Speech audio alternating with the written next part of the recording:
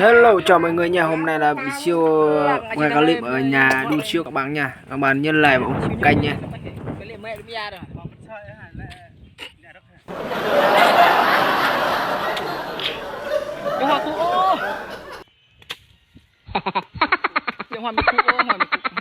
Hoa bên em anh em. Hôm nay anh. Mấy khúc tên như này ta? Mà khúc lấy chơi có ya bánh chơi đi. Như thế mình đâu lấy. Nè. Đỡ họ nó đúng bài các bạn nhỉ. Một đúng bài. Này chỉ vượng được như này em. Hả? Ta nhang là mũi rực. Ta hát. Như mũi rực. Cái ta đợi nam bóc con lầm là ta như này lắm. Mũi min. Cái mò cha bạc tẩy. Động ra thì tốt hơn tặng lương với họ.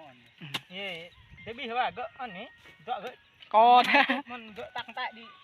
Một bèn. Không có gì bỏ bén đâu à các bạn này. Năng rồi, nại bạ rọc. Bạ ao nhỉ.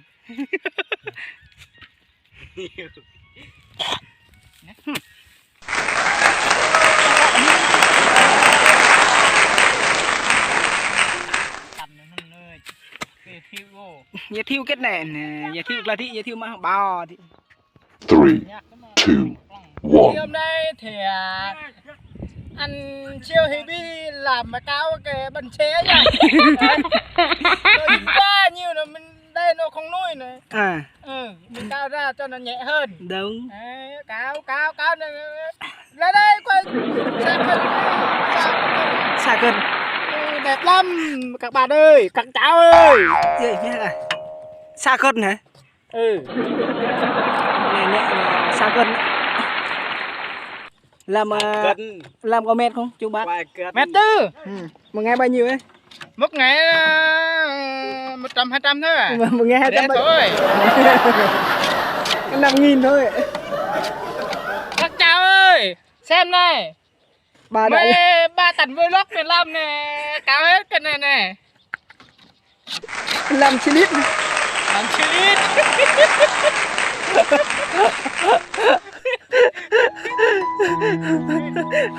Ông đã làm chi lít lâu chưa? Đã lâu rồi, hơn 3 năm. Vợ ngoại tình với người khác. Đấy, mình tạo ra sạch sẽ lắm. Chắc ta móc vô khen mình á, tặng tìm tiền mình luôn á. Đi thẳng làm ngay. Nói nhà tảo hả? Bờ đi. Đây là nhà đu chia đó nha các bạn nhá. Nhà đu chia, ta móc. Ra lại, sợi lô. Thằng nó đi quay phim rồi. Chúng tôi quay theo mà. Chúng tôi là quay thuần đấy. Đấy. Làm ruộng đu chiêu á. Mệt lắm ạ. Mệt lắm. Hai đứa này này nghèo quá. Nhà mình nghèo, chỉ làm cho họ đu chiêu thôi. Họ đu chiêu họ nhỉ. Mình họ hàng nó mình làm họ làm dùm chứ. Cho tiền mình re thôi. Re mình làm chiêng thế nó mẹ mua nước ngọt chứ. Phải không anh Ban? Đúng rồi, mình làm chiêng năng là nó cho mình nước ngọt luôn đấy.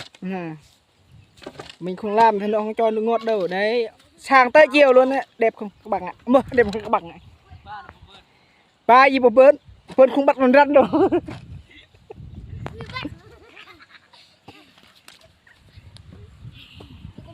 Hai đứa cháu đút siêu nha các bạn nha.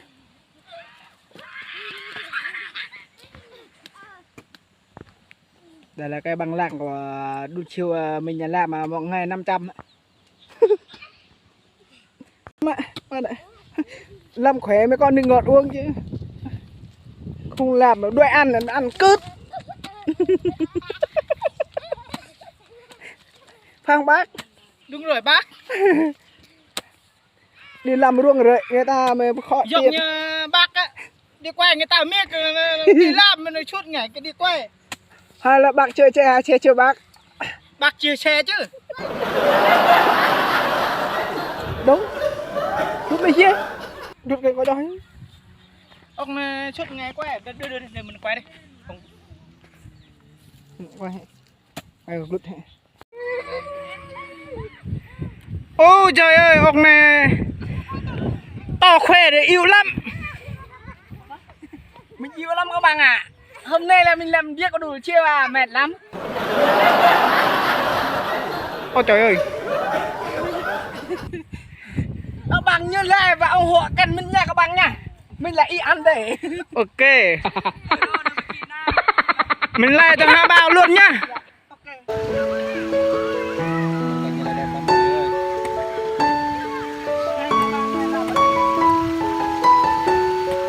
Mẹ nào.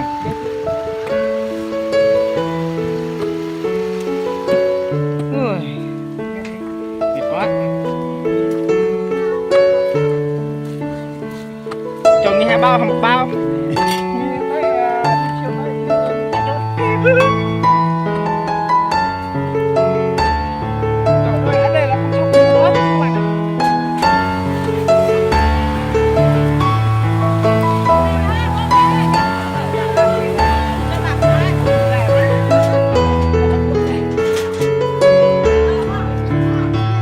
Mình giới thiệu tên mình người ta biết chứ mình đăng ký căn mình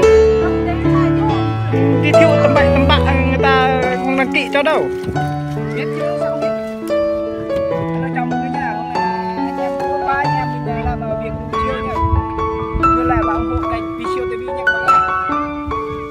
Nhiều luôn nha. Lại nhiều một bao hai bao này người ta mời lại.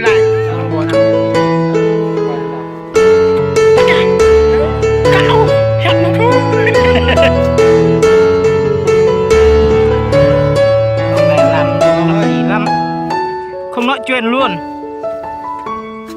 đấy.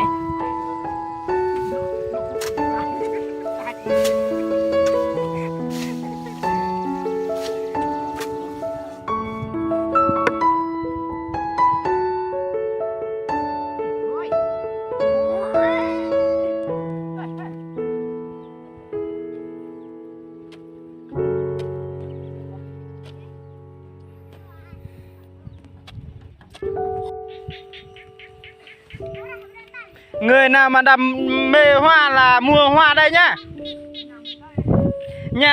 Nhà mình đây nhiều lắm. Hoa này rất là nhiều. Trong làng mình toàn kép trồng. Loại hoa này á, rất là nhiều lắm. Cực kỳ là đẹp luôn.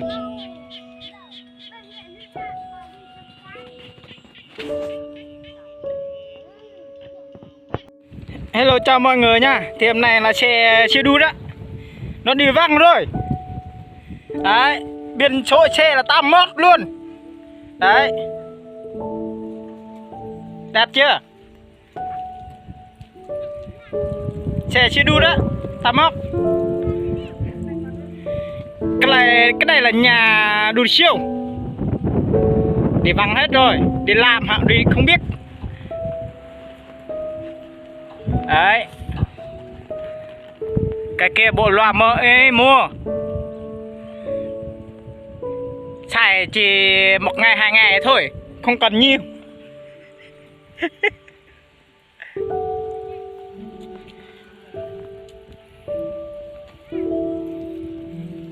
Cái đây là nhà bếp đu siêu. Đấy. Cầm mà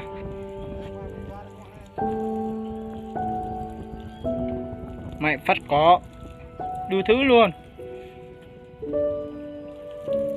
Đấy. Ôi chen nhiều lắm.